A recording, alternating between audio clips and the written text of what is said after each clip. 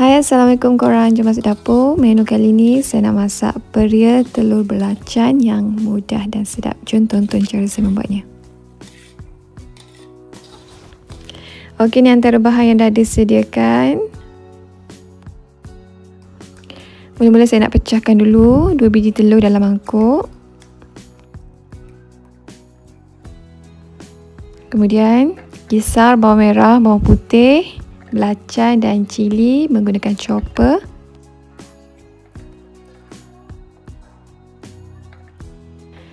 Bila guna chopper ni, so hasil kisar tu dia akan kasar dan tak terlalu halus. Seterusnya bolehlah potong buah peria ni. Cara nak potong dia boleh tengok pada video ni. Biji kat tengah pun kena buang. Lepas tu bolehlah potong tak terlalu tebal dan tak terlalu nipis. Buah peria ni rasa dia pahit tau. So walaupun rasa dia pahit, bila kita masak macam ni, rasa yang pahit tu bukan hilang tapi lebih sedap.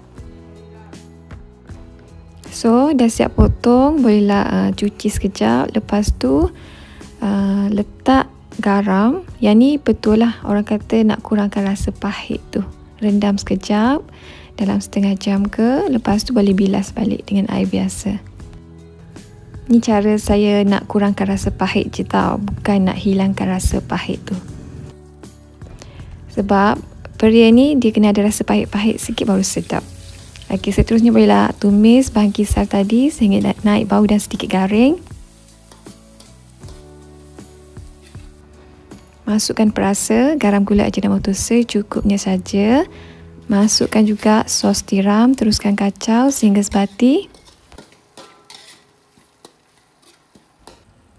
Seterusnya masukkan telur. Telur ni biar dimasak, lepas tu kacau-kacau sehingga dia hancur.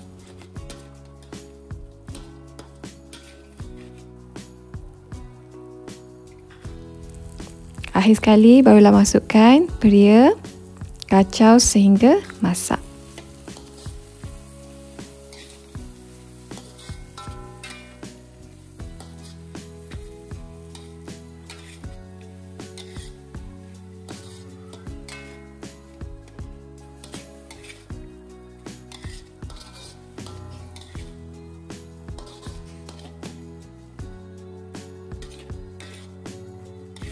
Okey, nampaknya peria telur belacan dah masak, siap untuk dihidang. Boleh makan dengan nasi putih yang panas-panas, memang sedap. Okeylah korang, itu saja perkongsian daripada saya untuk kali ni. Thank you korang for watching. Bye, jumpa lagi.